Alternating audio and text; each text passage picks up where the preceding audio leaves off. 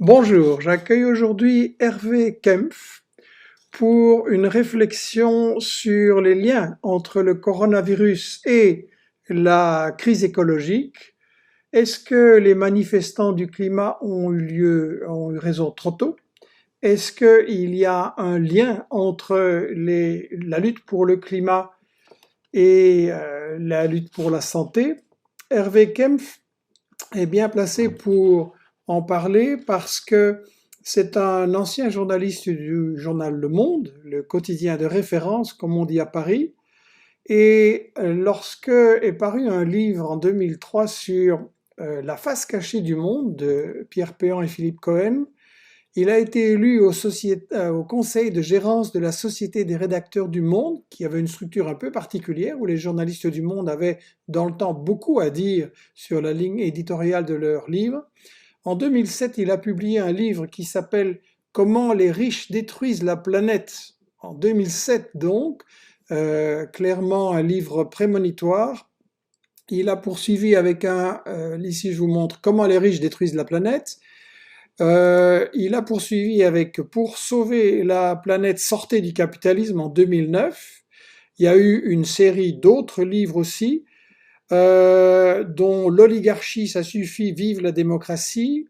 Et il a quitté le site, il a quitté le journal Le Monde en estimant qu'on l'empêchait de couvrir euh, des responsabilités des multinationales par rapport à l'environnement et particulièrement le projet de construction d'un aéroport dans les Landes où il a révélé des conflits d'intérêts et donc il a quitté le Monde, il a développé alors Reporter, je vous le montre ici à l'image, c'est un site consacré à l'écologie mais dans un sens extrêmement large avec tous les aspects socio-démocratiques, etc. C'est vraiment une écologie complète.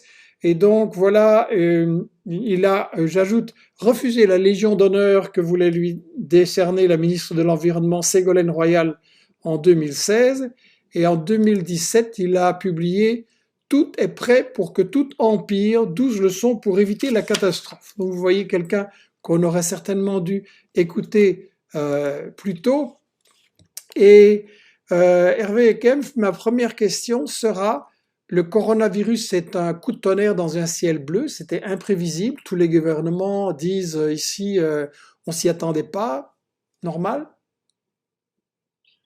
Peut-être les gouvernements ne s'y attendaient pas parce que les gouvernements ne font pas attention aux questions écologiques, mais dans la préoccupation écologiste et dans l'univers scientifique des biologistes, des naturalistes, c'est quelque chose qui est dans dans l'univers des possibles depuis au moins le début des années 2000, puisque d'une part, la question de l'érosion de la biodiversité est très bien identifiée depuis à peu près cette époque, et dès cette époque, les naturalistes parlaient de sixième extinction des espèces que nous sommes en train de vivre, la cinquième extinction, la cinquième crise d'extinction des espèces ayant eu lieu il y a 65 millions d'années. Donc la gravité de la situation des écosystèmes est extrêmement bien connue et vulgarisée et diffusée depuis une fois de plus le début des années 2000. Et par ailleurs, la possibilité, une des conséquences possibles de cette érosion de la biodiversité est clairement la diffusion de pandémies, la possibilité de pandémies extrêmement graves. Et c'est une préoccupation qui est d'autant plus grande que ça a commencé à se produire là aussi depuis les années 2000. Hein. On peut citer le VIH qui remonte aux années 80, et puis ensuite la grippe aviaire H1N1 qui a refait surface périodiquement depuis 1997 et qui est réapparu en 2006, en 2006, le SARS en 2003, la grippe porcine en 2009, le MERS qui est un coronavirus en Moyen-Orient en 2012, Ebola en 2014. Enfin, vous voyez, c'est quelque chose qui est bien connu. Et si je peux me permettre de citer parce que en 2007, donc, quand est paru Comment les riches détruisent la planète, c'était en partie un travail de vulgarisation et c'était intéressant parce que je montrais à l'époque quels étaient les grands pans de la catastrophe écologique en cours. Il y avait évidemment le changement climatique qui lui aussi était très bien connu, j'allais dire, et dans les préoccupations au moins des scientifiques depuis Le Club les de années. Rome l'avait déjà annoncé longtemps à l'avance. Qui, pardon? Le Club de Rome en avait déjà Alors, parlé longtemps à l'avance. le Club de Rome qui a Même fait un... dans les institutions bien pensantes, c'était prévu. Tout à fait. Alors, il faudrait relire le Club de Rome. Le Club de Rome ne pensait pas réellement. C'est un boulot fondamental et qui reste tout à fait lisible aujourd'hui, hein. Il faut rappeler que le rapport au Club de Rome a été publié en 1973. Ceci dit, le Club de Rome était très centré sur la question des ressources minérales, des ressources pétrolières, évoquait, mais de manière très liminaire, très marginale, la question du changement climatique, qui à l'époque émergeait seulement dans la connaissance scientifique, et de mémoire abordait assez peu la question de l'érosion de la biodiversité.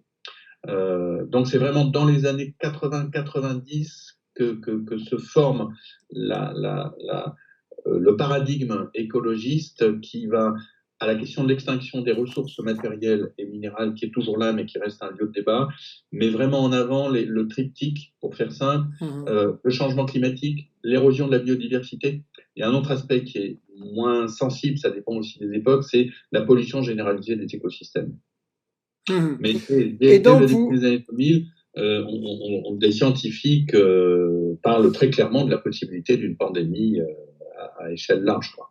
oui, et donc vous êtes un peu une espèce de vulgarisateur des recherches scientifiques. Dans votre livre de 2007, on annonçait le risque des pandémies. Oui, oui, tout à fait. Je suis presque retombé l'autre jour, presque par hasard, sur ce livre, et je me dis, mais oui, c'était, puisqu'il y a un chapitre sur le changement climatique, un chapitre sur la biodiversité, et si vous me permettez, je vais citer un petit extrait de ce livre, très rapidement, quelques phrases parmi ce passage. Les écologues pensent que la destruction des écosystèmes libérera le champ pour des organismes nuisibles qui ne seront plus freinés par leurs prédateurs habituels. Oui. On pourrait alors s'attendre à de grandes épidémies. Il ne faut pas comprendre autrement la crainte que la grippe aviaire a suscité chez les spécialistes de la santé publique. L'un de ceux-ci, Martin McKee, professeur à la London School of Hygiene and Tropical Medicine, dit ainsi à propos de la menace infectieuse: « Je ne peux même pas écarter l'hypothèse à long terme qu'un organisme inconnu apparaisse et fasse disparaître l'Homo sapiens. » Alors ça, c'est la version maximale de l'inquiétude, mais cette inquiétude, elle est bien connue.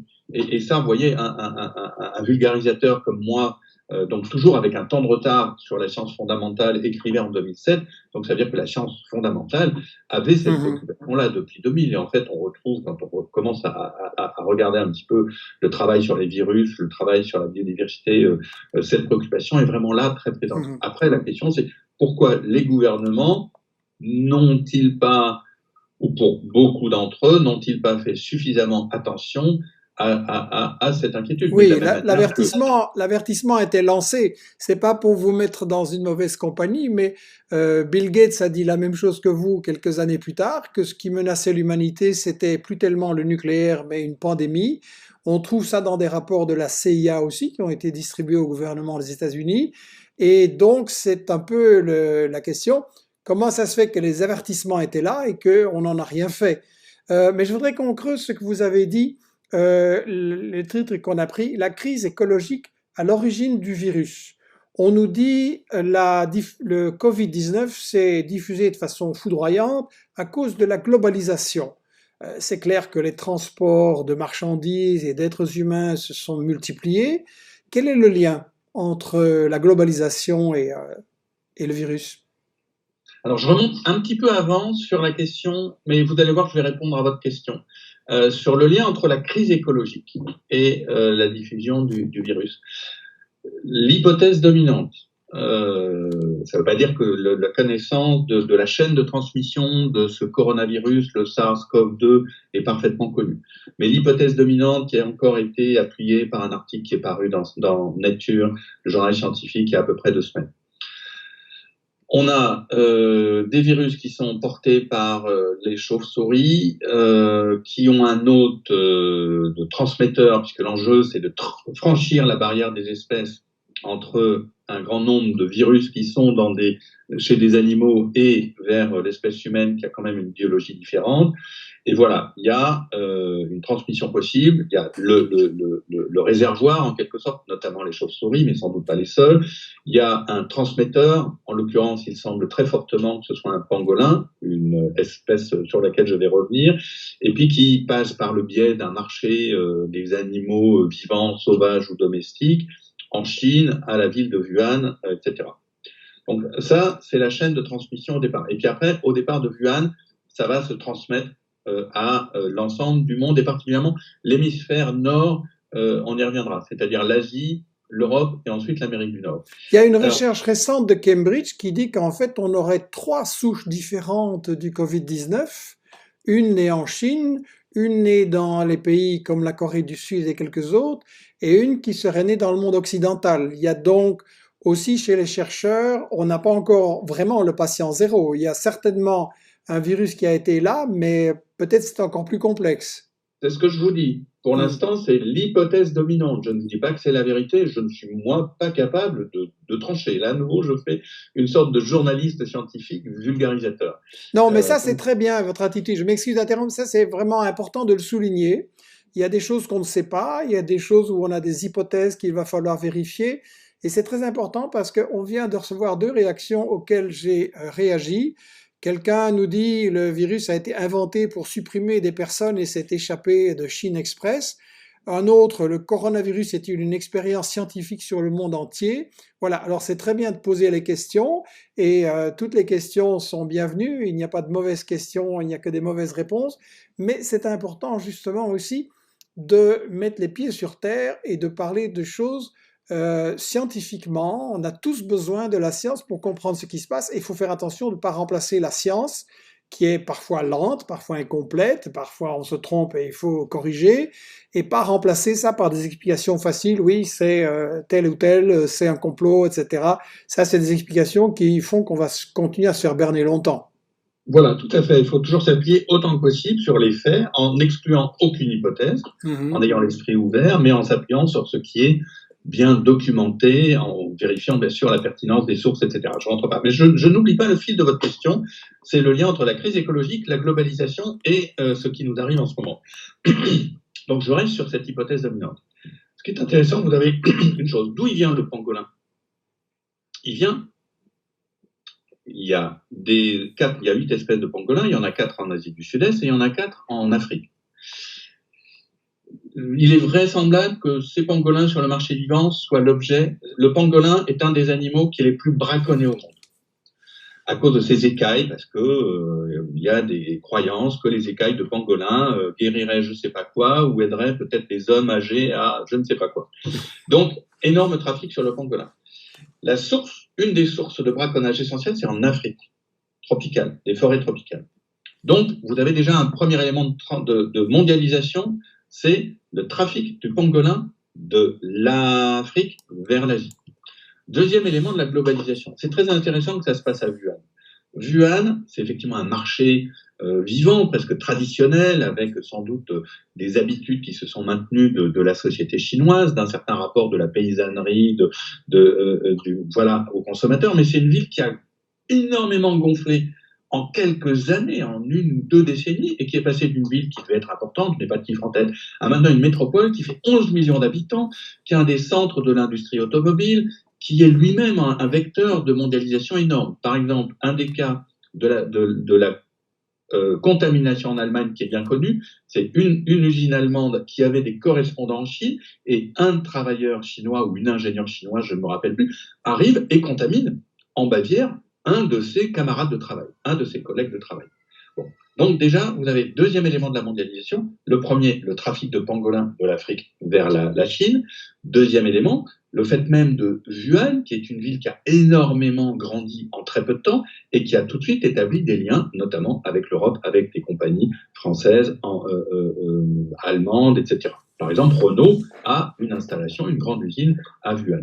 Et puis, troisième élément de la globalisation, et comment ça s'associe avec la crise écologique, une fois de plus, eh bien, des voyages en avion à toute allure. C'est-à-dire, ce qui est absolument fascinant dans le cas du virus SARS-CoV-2, c'est que, il a une capacité de propagation énorme, mais qu'aussi, il a été transmis par la rapidité, l'intensité des voyages aériens.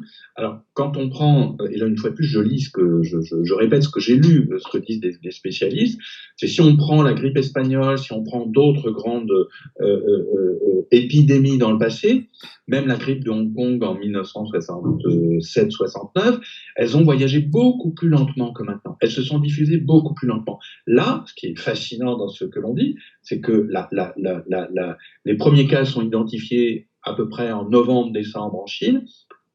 Ils se transmettent dès janvier. La pandémie commence à passer en Europe.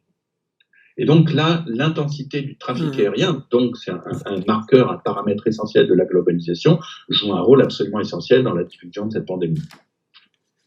Bien, bien. Donc vous avez indiqué que le corona était en fait la prolongation de virus précédents. Je reviens à la question, pourquoi on a négligé ces alertes scientifiques et même parfois de services secrets ou de gens comme Bill Gates, et pourquoi ça on a négligé? Même le cas de Bill Gates, j'ai vu sa conférence qui, de mémoire, doit dater de 2013 ou 2015, une conférence TEDx très, très intéressante qui a dû des millions de fois. Parce que Bill Gates est dans le système. Il ne peut pas lancer l'alerte qui, ça je vous donne mon point de vue, mais qui est le point de vue des écologistes qui ont un point de vue d'une écologie politique. C'est de faire l'analyse que la gravité de la catastrophe écologique, que ce soit sous son volet changement climatique ou sous son volet érosion, biodiversité ou son troisième volet, la pollution des écosystèmes, ne peut pas être pensée si on ne remet pas en cause le système. Et donc, si vous lancez des alertes, mais que vous ne remettez pas en cause le système, vous allez en fait dire le système peut continuer, alors que c'est lui-même, dans son fonctionnement, qui génère le potentiel de la catastrophe. Et donc, des gouvernants peuvent, vous pourriez dire sur le changement climatique aussi, il y a un très grand nombre de personnes dans les classes dominantes, dans l'oligarchie, hein, moi c'est les termes que j'emploie, ou dans les classes dirigeantes, qui comprennent quand même la question du changement climatique, moins la question de la biodiversité, mais la question du changement climatique.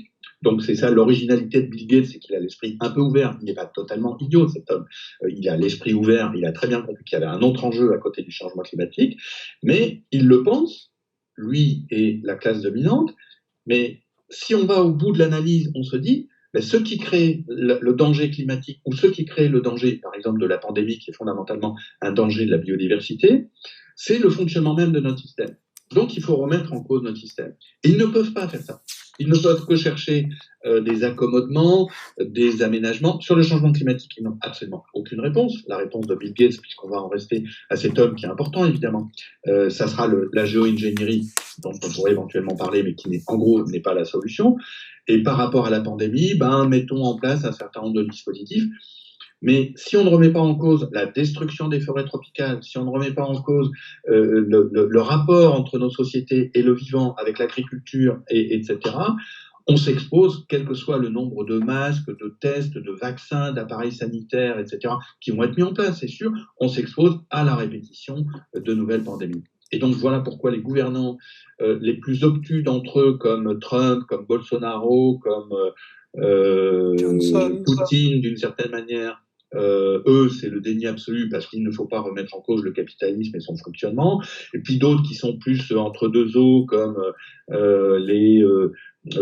Madame Merkel, qui est quelqu'un d'extrêmement intéressant, comment il s'appelle, Macron, qui sont beaucoup moins intéressants, quelques autres dans ce genre-là, cherchent à ménager le char et le chou. Oui, il y a un problème, on s'en rend bien compte. En gros, c'est la position des dirigeants européens. On sent bien qu'il y a un problème, mais si on se confronte réellement au problème, on change toute la logique qui nous fait parvenir même au pouvoir. Et donc, voilà. Donc ils ont une partie du diagnostic, mais ils ne peuvent pas présenter le remède. Voilà. En quoi le système de production capitaliste est responsable de la destruction des zones naturelles et de la perte de biodiversité. On dit souvent qu'en réduisant les forêts et les zones naturelles, il y a toute une série d'espèces naturelles d'espèces animales, pardon, qui viennent beaucoup plus en contact qu'avant avec l'homme et que donc les croisements de virus, la répartition des virus est plus forte qu'avant. Voilà, ça c'est tout à fait exact. Enfin, une fois de plus, si j'en crois, nous ne sommes que des transmetteurs de ce que nous disent des scientifiques au Muséum d'histoire naturelle en France, à l'Institut de la recherche de la biodiversité et en Belgique, par exemple. Michel Laureau est un très grand connaisseur de la biodiversité. Il est d'origine belge. Enfin, il est belge, même si je crois qu'il travaille en France. Donc voilà, c'est ce que nous disent, ce que vous avez très bien dit en 2 phrases, c'est ce que nous disent des scientifiques. Pourquoi le capitalisme en est-il responsable?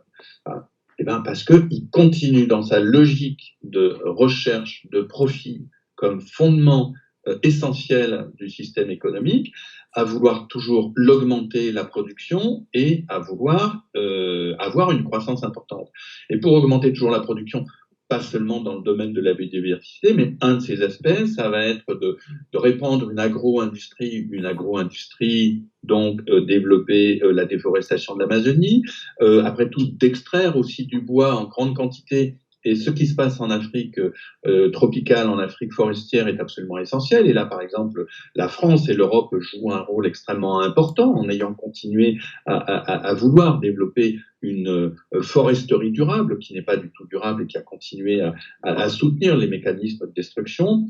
Donc, vous avez tout cet aspect destruction, de déforestation qui est absolument essentiel et qui est poussé largement par des logiques agro-industrielles et aussi assez souvent, notamment en Amérique centrale, notamment en Indonésie, notamment en Philippines, me semble-t-il, aussi par des logiques extractivistes de recherche de mines, de ressources minières. Et puis, par exemple, il ne faut pas oublier l'huile de palme. J'ai cité l'élevage en Amazonie, qui est une des causes, cette agro-industrie d'élevage qui est une des causes de la déforestation en Amazonie, dans des régions comme notamment Bornéo, la grande île de Bornéo, qui a été largement déforestée depuis, ou Sumatra, depuis une trentaine d'années. Vous avez l'expansion de l'huile de palme qui joue un rôle absolument essentiel. Et puis par ailleurs, vous avez une autre façon de jouer, c'est le développement de l'agro-industrie, notamment dans l'élevage industriel.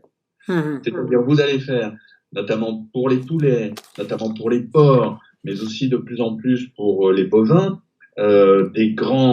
des usines avec des concentrations d'animaux par centaines de milliers, qui sont des réservoirs de pandémie absolument extraordinaires. Quand on parle de la grippe porcine, c'est bien de là que c'est.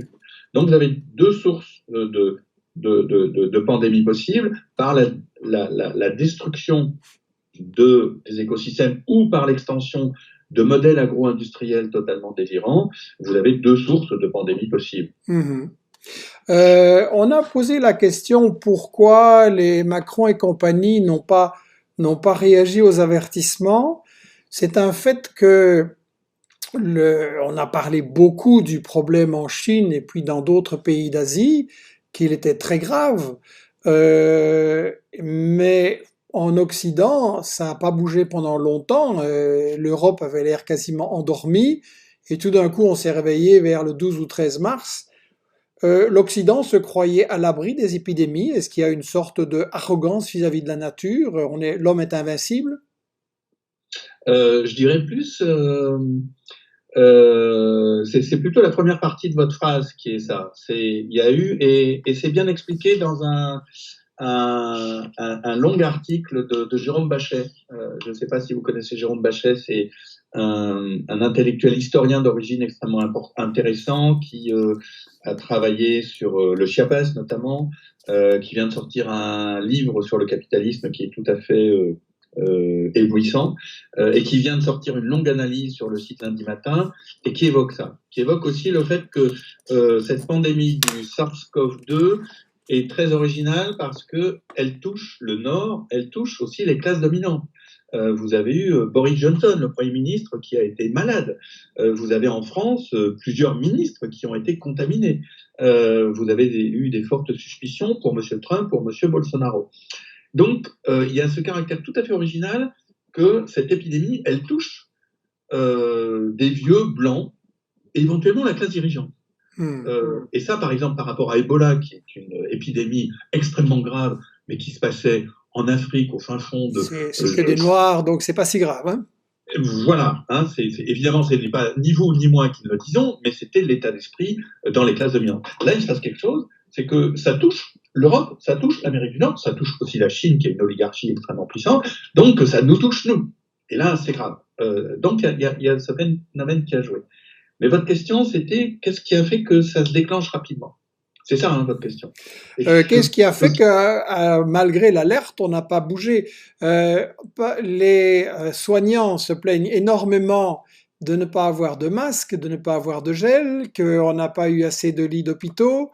Donc, ma question était plutôt, pour un peu préciser l'idée, est-ce que les alertes générales, y compris de quelqu'un comme Bill Gates, qui est un peu retiré des affaires, on va dire, est-ce que ces alertes générales sont en contradiction avec l'idée du profit immédiat? C'est-à-dire que stocker des masques, des tests, des lits d'hôpitaux, ça n'était pas rentable immédiatement. Or, toute la santé est devenue une industrie et il faut que ça rapporte tout de suite. En plus, on ne fait pas des stocks parce qu'on travaille à flux tendu, on amène par des camions hyper polluants toutes les marchandises à la dernière minute, ce qui rend aussi le système vulnérable quand il y a un problème qui exigerait justement des stocks et une politique de prévoyance. Alors, il y a deux questions dans ce que vous dites. Parce que moi, je raisonnais sur la première partie de vos questions, c'est qu'est-ce qui fait que finalement ça réagit, et ça réagit un peu dans le désordre, mais rapidement en mars? Qu'est-ce qui fait qu'on a eu ce temps de décalage? La première réponse que vous avez évoquée, qui est juste, c'est les pandémies, habituellement, ça ne nous concerne pas, nous, les dominants des pays riches. C'est pour les Africains, en Asie, mais nous... donc, il y a eu un temps de retard d'acceptation du danger.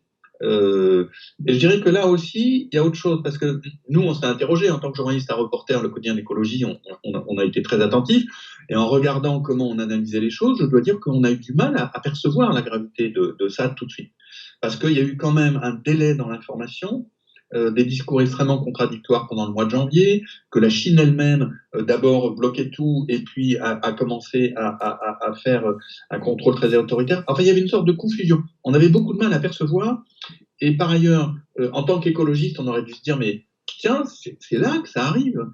Et ça, j'élargis, on est tellement habitués, nous les écologistes, à dire depuis des années le changement climatique, la crise biologique, que quand ça arrive, il y a un côté de stupéfaction, on a la même sidération. Parce que vous prévoyez logiquement que quelque chose va arriver, mais entre le concept général d'analyse et puis l'événement, il y a un temps d'adaptation. Alors après, en revanche, quand vous comprenez, quand vos neurones se connectent, et vous dites, ah oui, là, et là je prétends qu'après, on a une capacité d'analyse et de compréhension de l'événement qui est peut-être plus affûtée que d'autres. Et voilà, il y a ce temps de confrontation à l'événement, qui n'est pas évident, même quand on est averti dans un cadre général. Donc, vous comprenez ce que je veux dire, je pense. Je reviens en amont de ce que vous disiez par ailleurs, qui est tout à fait exact, et particulièrement dans le cas de la France, qui est presque rigide. Si on compare la France à la Corée du Sud ou à l'Allemagne, la France est devenue un pays sous-développé, et sous-développé par la bêtise des capitalistes français et du néolibéralisme français. Et Macron, de ce point de vue-là, et dans un autre éditorial, je l'ai appelé un bouffon, mais certains me le reprochent parce qu'ils trouvent que je suis trop radical, mais c'est un peu la vérité. Monsieur Macron, quelque part, est peu important. Ce qu'il exprime, c'est la classe dirigeante française et la façon dont les capitalistes français se comportent. Qu'est-ce qu'ils font depuis des années? Ils cassent l'hôpital public. Ils essayent de casser la sécurité sociale, qui est une très belle construction du système social français, de la société française, c'est d'avoir un système de santé qui était très performant. Et qu'est-ce qu'ils font depuis 10 à 20 ans? Ils le cassent. En Belgique, pareil, je montre une image de soignants en colère. On a eu énormément de témoignages qui parlent de milliards de dividendes, de plein de sous pour l'armée, de baisse de l'impôt sur les riches, et que les hôpitaux sont obligés de faire des appels aux dons pour avoir des masques. C'est quand même, c'est plus que scandaleux, c'est vraiment criminel, ça. Et donc, ils se sont vite rendus compte qu'ils étaient, d'abord, il y a aussi un aspect, c'est pour ça que la comparaison avec l'Allemagne est intéressante. En France, on a en plus un grand défaut, une grande faille que heureusement en Belgique vous n'avez pas, c'est que nous, on a une structure de pouvoir extrêmement verticale, avec la Ve République, la constitution de la Ve République, qui fait qu'il y a le président de la République. En plus, il y a une assemblée, je ne peux pas rentrer dans le détail, mais comme les élections législatives ont lieu en même temps que les élections présidentielles, l'assemblée, les députés sont scotchés, sont élus dans la foulée de la présidentielle. Donc le président a toujours une majorité à sa botte, alors que quand c'est décalé, vous pouvez quand même avoir un vote différent, donc une vraie opposition. Donc on a un système totalement vertical, totalement autoritaire, avec en plus, dans la logique du développement du capitalisme de décennies, un développement d'un autoritarisme extrêmement grand, avec des logiques de contrôle policier ou de contrôle médiatique extrêmement fort. Donc, on a une structure de pouvoir avec en plus à la tête quelqu'un qui n'a aucune culture scientifique. C'est-à-dire qu'Emmanuel Macron n'a aucune culture scientifique. C'est quelqu'un qui a baigné dans une culture technocratique, économiciste, etc. Alors que par exemple, Angela Merkel est quelqu'un qui a une culture scientifique. Donc elle est capable d'écouter ce que lui disent les scientifiques de manière intelligente. Ça ne veut pas dire qu'elle ne se prend pas pour un expert, mais elle a un cadre d'analyse que n'a pas Macron et que n'ont pas généralement une grande partie des élites françaises. Donc on avait un système. On a tout cassé, enfin, on a essayé, heureusement pas tout, mais on a affaibli profondément tous les systèmes collectifs de gestion de la santé publique au nom du néolibéralisme. On a du mal à percevoir que la pandémie, ça pourrait nous concerner, les riches blancs, les sociétés occidentales riches, pour faire simple. Et troisièmement, on a une structure autoritaire de pouvoir, alors qu'on n'a pas la culture pour comprendre ce qui se passe. Puisqu'évidemment, il n'a pas de culture scientifique, il n'a aucune culture écologique. Ça, on ne va pas faire attention à l'écologie sérieusement quand on est un dominant de la classe dirigeante en France. Donc tout ça fait qu'on a réagi de manière totalement abracadabrante et qu'en France, on se trouve un confinement généralisé totalement différent, avec un système policier. Je ne sais pas si en Belgique, vous le savez, mais on a besoin d'attestation, on doit sortir seulement 1 heure dans la rue, pas plus loin de 1 kilomètre. Il y a des drones, il y a des hélicoptères pour nous surveiller, il y a des amendes. Vous pouvez avoir des gens j'ai un ami proche, enfin, un journaliste de Reporter, qui est aussi un ami, qui va se promener dans la forêt. Il est dans la Drôme, enfin, à la campagne vraiment en France. Il se promène dans la forêt avec sa copine. Surgit une camionnette de gendarmerie qui les verbalise et qui leur met 135 € d'amende. Alors qu'il n'y a aucun risque de contamination si vous allez dans la forêt. Il y avait un hélicoptère dans une plage bretonne qui a enjoint à quelqu'un qui marchait sur la plage de rentrer chez elle. Enfin, on est dans ce délire, alors qu'en même temps, on manque de lits, on n'a toujours pas de masque pour se protéger, et surtout, on n'a pas de test. Oui, j'ai diffusé une affiche qui a circulé, police partout, des masques nulle part. Voilà. En Belgique, le confinement est appliqué de manière plus cool, effectivement. La police, à ma connaissance, mais ça dépend un peu des régions et des quartiers, fait surtout un travail de prévention, d'explication. Il n'y a pas, mais bon, la France de Macron, avec toutes les luttes sociales que vous avez eues, est clairement beaucoup plus autoritaire encore, particulièrement, je crois, dans les quartiers populaires. Les jeunes des banlieues populaires sont un peu désignés comme le responsable. S'il y a de la contamination, c'est à cause d'eux. C'est un peu chercher le bouc émissaire et essayer de détourner l'attention des responsabilités de Macron et de son équipe, non? Alors ça, ils ont essayé de faire ça au début, enfin par leurs différents canaux médiatiques, mais en même temps, on s'est rendu compte d'une chose, c'est que, ok, on fait le confinement, mais pour faire tourner la société, il faut quand même faire en sorte qu'il y ait à manger dans les épiceries, et qu'il faut quand même évacuer les déchets, puisque si tout le monde est chez soi, on a des emballages, des épluchures de pommes de terre qu'il faut évacuer. Enfin voilà, il y a un certain nombre de fonctions fondamentales, sans parler des personnels soignants dans les hôpitaux, et c'est pas seulement l'hôpital, le médecin, le chirurgien, mais il y a aussi l'infirmière ou l'infirmier, l'assistant, le brancardier, enfin voilà tout. Et on se rend compte que on a des conducteurs de bus quand même pour pouvoir transporter les travailleurs qui vont au travail. Donc on se rend compte qu'on a besoin de tous ces métiers qui avant étaient totalement méprisés. puisque avant c'était la start-up nation, ce qui comptait c'était faire de l'informatique, c'était Mhm. être un trader, c'était être un cadre, voilà, c'était les métiers nobles, mais comme l'a dit Macron lui-même, les autres, ils ne sont rien. Eh ben, on se rend compte en fait que ces gens que la classe dominante désignait comme les riens sont en fait absolument fondamentales à ce que la société tourne. Et que par ailleurs, ces travailleurs, par exemple en France, une des régions les plus contaminées, c'est l'Île-de-France. Et dans les départements, vous savez, nous on a des départements, un département dans la région d'Île-de-France où il y a le plus fort taux de contamination et de mortalité, c'est dans le 93, c'est la Seine-Saint-Denis, qui est en fait le département le plus populaire et où il y a le plus de gens qui vont aller bosser pour ramasser les déchets, qui vont aller bosser pour faire le nettoyage dans les hôpitaux, qui vont être assistants dans les hôpitaux, qui vont aller bosser dans les caisses de supermarchés pour alimenter, etc. Et donc, ce que vous disiez, le côté bouc émissaire, ça a sorti parce qu'on s'est rendu compte que s'ils étaient plus contaminés et s'il y avait proportionnellement plus de morts en Seine-Saint-Denis, c'est d'abord parce que les hôpitaux en Seine-Saint-Denis sont encore plus abîmés qu'ailleurs et qu'ils vont bosser. Et que malheureusement, ça crée des possibilités de contamination pas négligeables. Donc le côté bouc émissaire, les vilains sont dans les quartiers populaires, ce thème a été discrètement retiré du buzz médiatique. Très bien, on en parlera dans un prochain Michel Midi avec Saïd Bouamama, qui a écrit des livres et qui est un spécialiste de l'immigration, des quartiers populaires, de la diabolisation de la jeunesse. Je voudrais venir à la question de l'information. Vous étiez journaliste au Monde, vous l'avez quitté en 2013. C'était pas possible dans les médias dominants de dire la vérité sur comment les multinationales détruisent l'environnement? Or, le terme de vérité est toujours compliqué, donc je ne prétends pas la dire, mais nous la cherchons.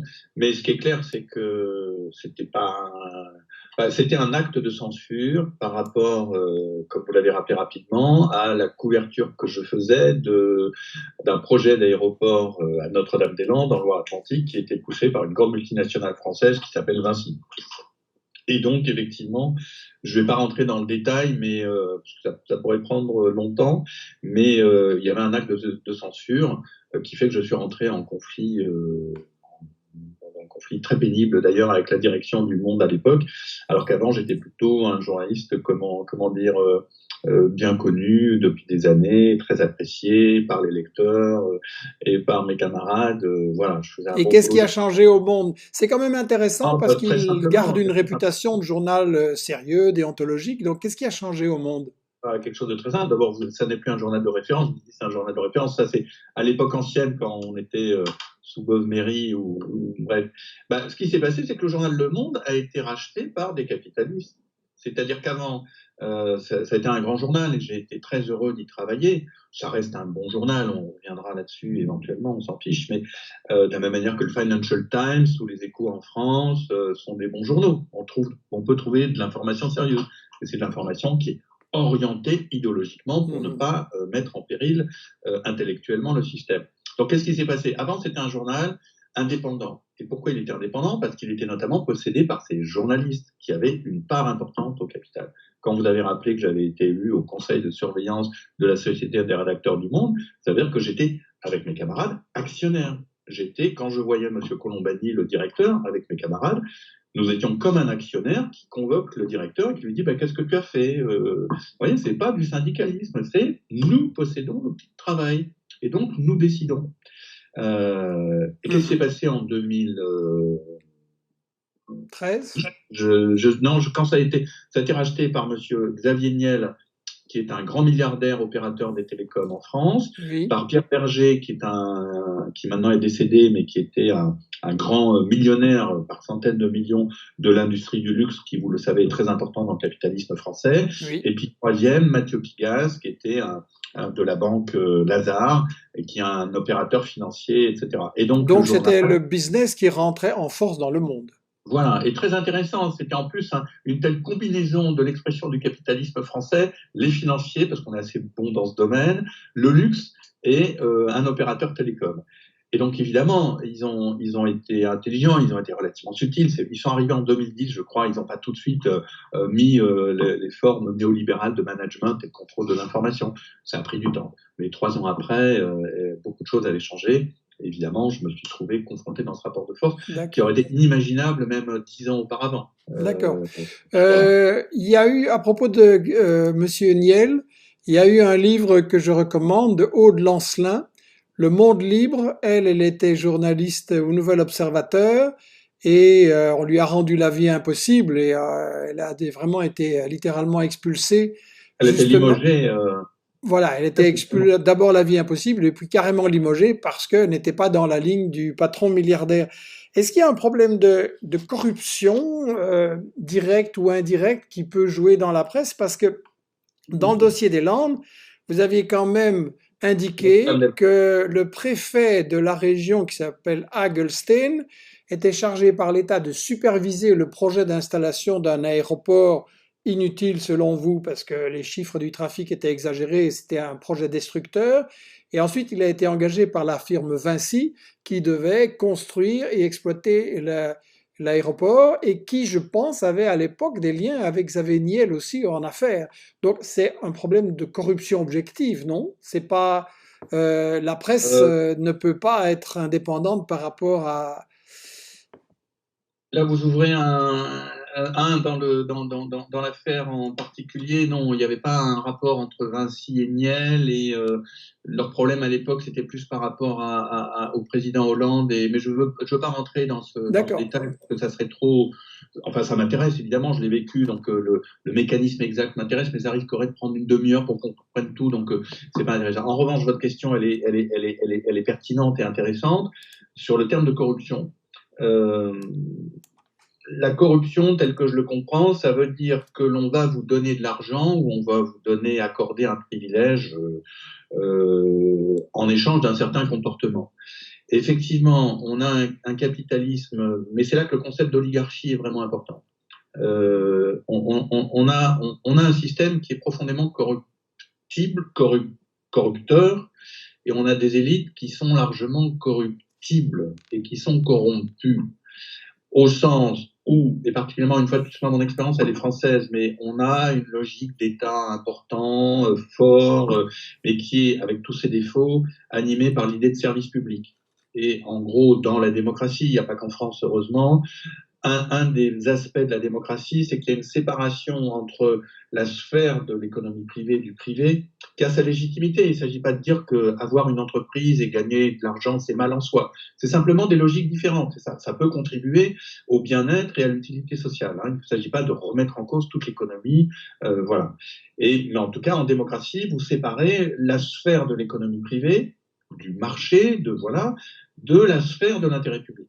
Parce que parfois, il y a une vision à long terme qui est vue par l'intérêt public, qui est différente de celle voilà, il y a une interaction entre les deux, mais les deux phénomènes, les deux sphères sont en quelque sorte étanches l'une par rapport à l'autre, à peu près étanches.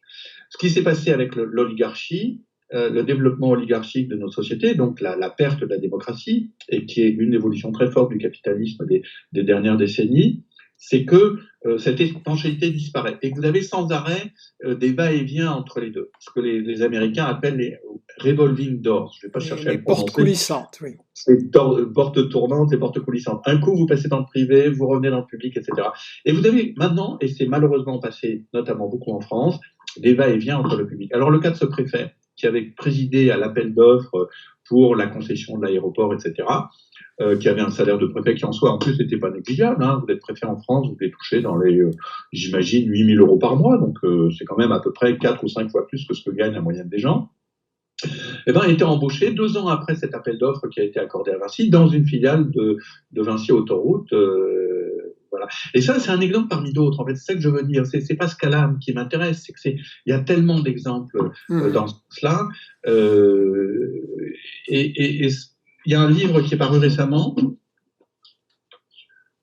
en France qui avant la corruption, le coronavirus, et qui s'appelle, vous voyez, d'un collègue Vincent Vauvert, Les Voraces, les élites et l'argent sous Macron, et qui raconte comment dans un pays comme la France, où justement il y avait le service public, la haute fonction publique et une certaine éthique professionnelle, c'est-à-dire qu'un haut fonctionnaire gagnait bien sa vie, mais enfin, voilà, il se contentait de 5 000, 6 000 euros, et puis ça l'empêchait pas d'exercer au nom de l'État des pouvoirs importants animés par l'esprit de service public. Bah, peu à peu, en fait, ça loue par différents mécanismes que M. Jaubert détaille, des émoluments extrêmement importants vont dans le privé, voilà. On est là, en fait, dans des mécanismes absolument de corruption.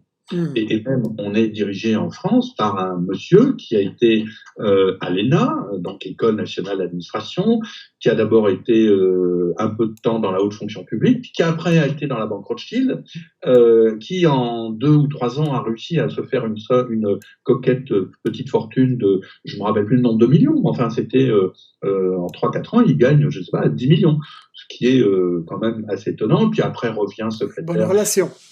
Voilà. Voilà, vous avez ça. Alors, est-ce que c'est de la corruption ou pas? Oui, évidemment, parce que quand vous allez travailler, par exemple, dans la direction d'un service de ministère de l'économie qui surveille telle ou telle multinationale, que ce soit Vinci ou peu importe, on va même pas citer les noms tellement ils sont nombreux, et que vous savez, en discutant avec votre partenaire de chez Vinci, Renault, Bolloré, que si vous changez tel point de la réglementation qui est un petit peu, mais qui va ouvrir une porte très intéressante, etc., et que on s'entend autour d'un verre de whisky ou d'une tasse de thé, vous savez, il y a une porte qui peut s'ouvrir, vous êtes brillant, monsieur ou madame X, et puis vous serez payé 4 fois plus ou 5 fois plus que ce que vous gagnez. Et puis vous retrouvez la même personne 3 ans après, et vous vous apercevez que pendant ces 3 ans, elle a changé, contribué à changer tel point de la réglementation.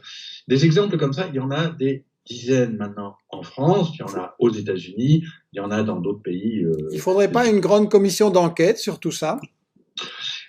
C'est plus que ça, je pense que il faut. Alors c'est un peu une question que peut-être vous alliez me poser plus tard, puisqu'on a un petit peu préparé cet entretien quand même pour que je réfléchisse à l'avant.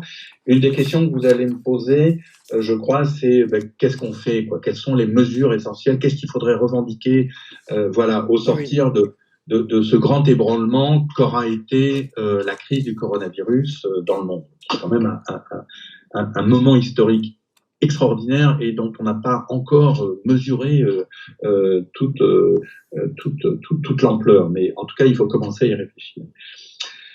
C'est pas seulement des mesures qu'il faut faire. Moi, je dis, il faut d'abord avoir une attitude d'esprit radicale. Radical, ça ne veut pas dire qu'on est violent, que ceci, que ceci. Ça veut dire qu'on est radical dans notre pensée et ensuite dans notre action. Et il faut se dire clairement, ce système maintenant, il est mortifère. Il s'appelle le capitalisme. Voilà, c'est le capitalisme. Il faut en sortir. Il faut dire, à bas le capitalisme. Il faut que nous sortions du capitalisme. Il faut que le capitalisme meure parce qu'il nous met en danger. Et après, on va décliner un certain nombre de mesures. Mais déjà, il faut se mettre dans l'attitude d'esprit que ce système ne peut plus durer parce qu'il nous met en danger. Et donc, c'est quoi ce système? C'est son principe fondamental, on l'a vu, c'est de considérer que la recherche du profit par des individus est le ressort essentiel du bon fonctionnement d'une société. Et même les plus extrêmes des capitalistes, vous le savez, disent mais il n'y a même pas de société. C'est la célèbre formule de Margaret Thatcher, There is no society. Si nous on dit qu'il y a une société, qu'il y a une collectivité, qu'il y a un bien commun et que nous ne pouvons vivre dans la dignité et dans le respect des uns des autres et dans un certain épanouissement des possibilités de chacun et de chacune, que en abandonnant cette logique du profit.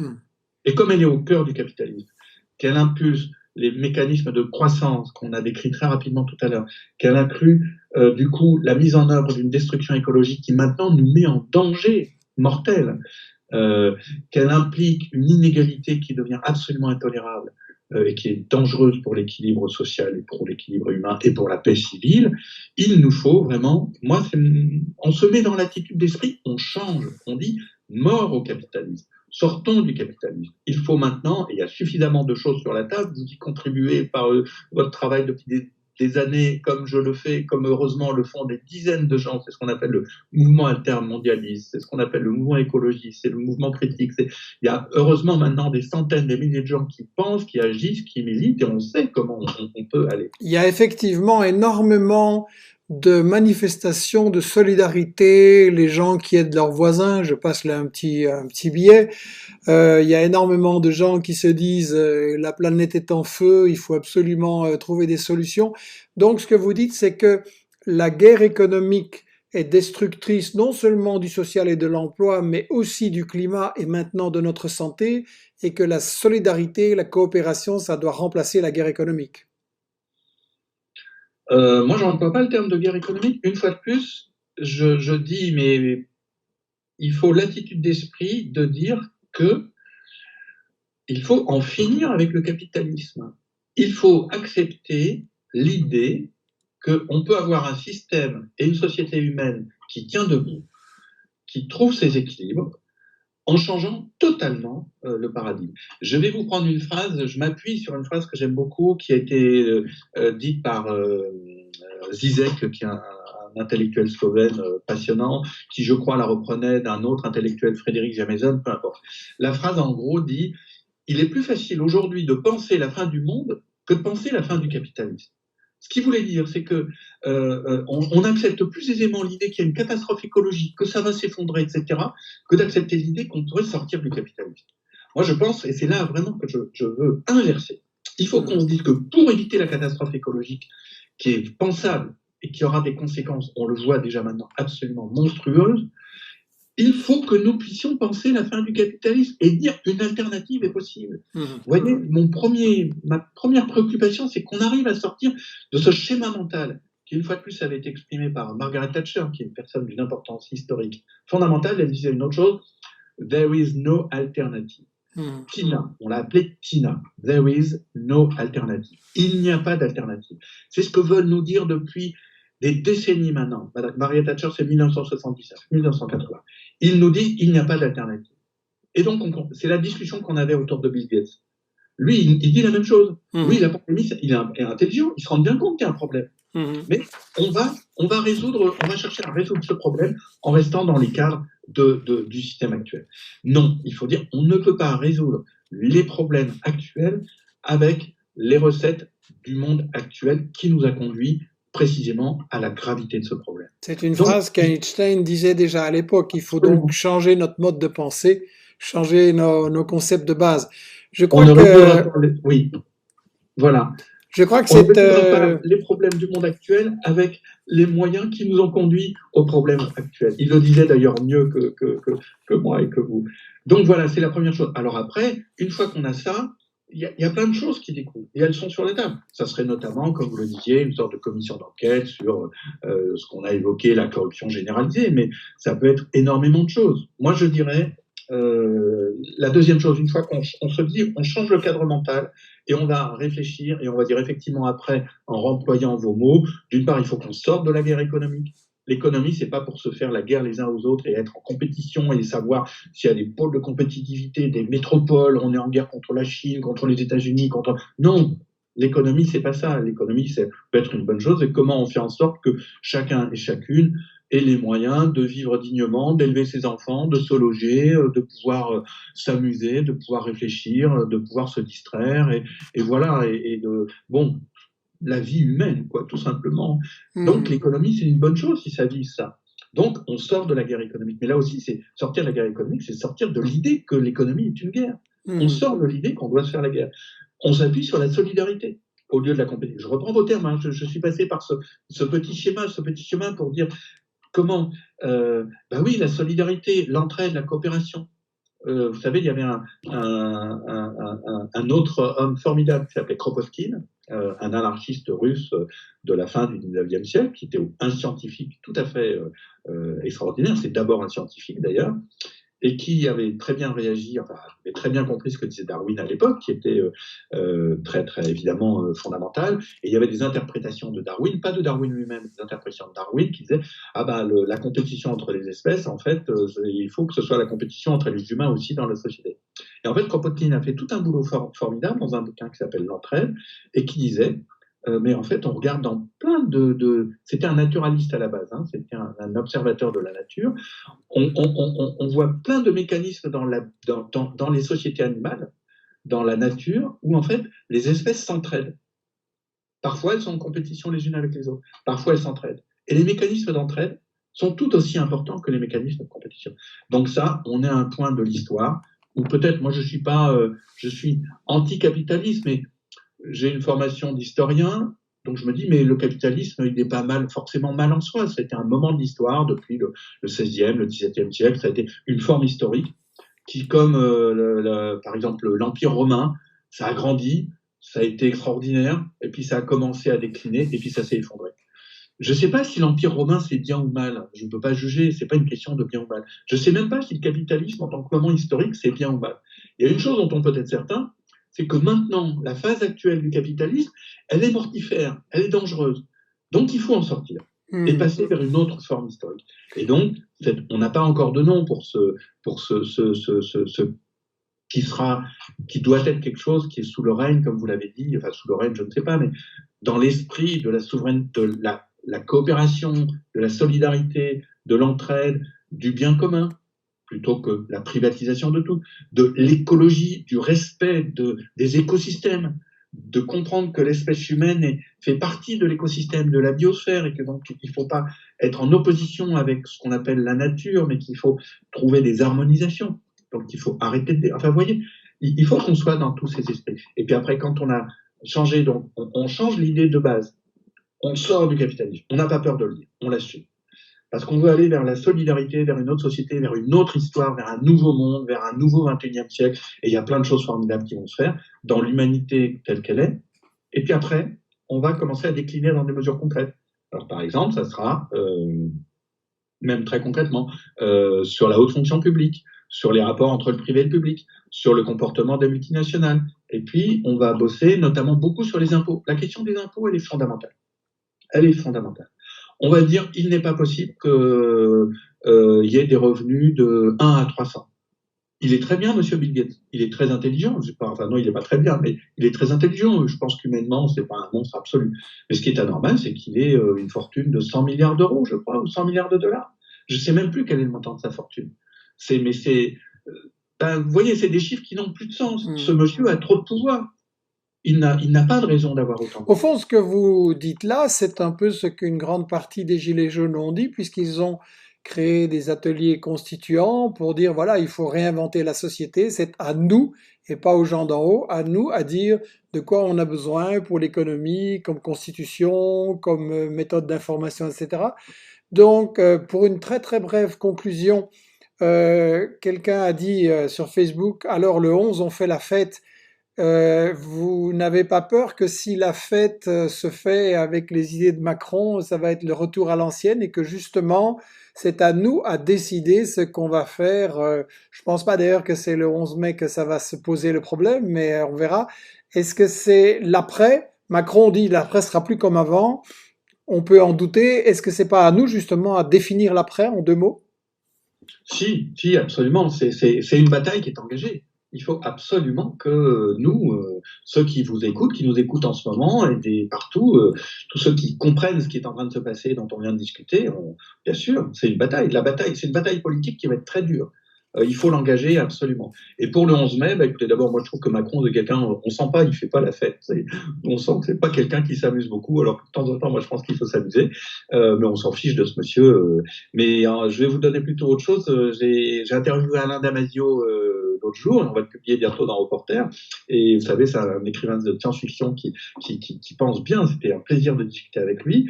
Et il dit, écoutez, le 11 mai, il y a beaucoup de gens qui commencent à penser ça. On va sortir, mais avec des masques de carnaval. On va faire la fête. Voilà, il faut arriver à subvertir, à prendre quand même. C'est important cette pandémie. On ne va pas dire que voilà, il y a un danger sanitaire. Il faut qu'on prenne soin les uns des autres. Mais il faut que ce soin des uns des autres, ce soit nous qui le choisissions. Ce soit pas imposé par en haut, par je ne sais quel savoir ou pouvoir. Que nous tous on fasse attention les uns aux autres et qu'on le fasse en s'amusant, parce qu'on va sortir de 2 mois de confinement. Je crois qu'on en a tous marre. En tout cas, moi, personnellement, j'en ai vraiment marre. J'ai besoin de voir mes amis, de ma famille, tous les gens que j'aime bien, même mes collègues de travail, tout ça, et puis les gens dans la rue, et puis voilà, la vie, quoi. Et on va faire attention, mais on va le faire joyeusement. Et joyeusement, mais ça va être une bagarre. Ça, il faut aussi le savoir. Voilà, je crois que c'est un appel très très motivant. Hervé Kempf, je vous remercie énormément. Je voudrais indiquer que Vous avez parlé de Darwin, de Kropotkin, ça rejoint un livre que je vais vous envoyer si vous ne l'avez pas avec Investigation à publier. L'homme, un loup pour l'homme, les fondements scientifiques de la solidarité.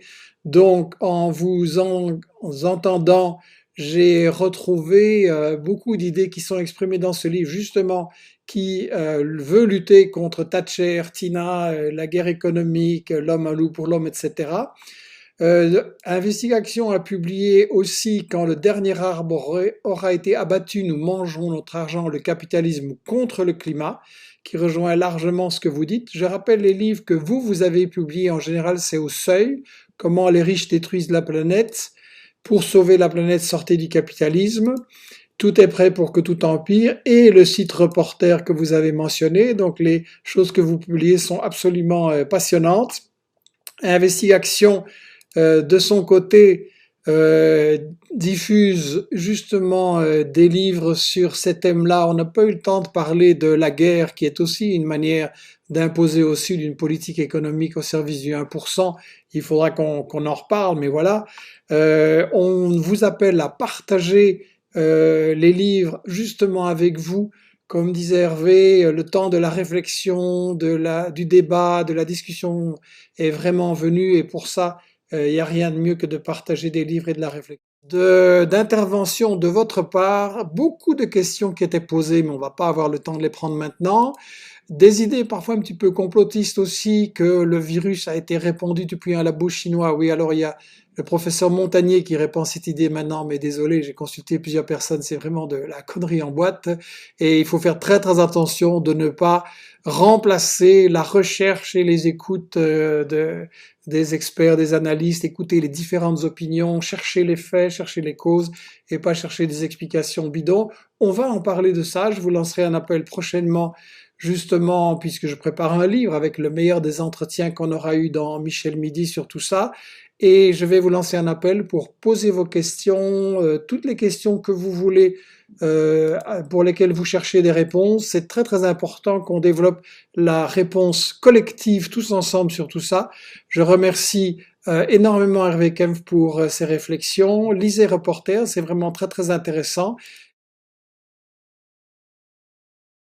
De vous, prenez soin des proches, soyez prudents, et en même temps, débloquez votre esprit, ouvrez les frontières et réfléchissez autrement pour une autre société et un monde meilleur. Je vous remercie. Au revoir Hervé. Au revoir Michel, au revoir à toutes et à tous, merci.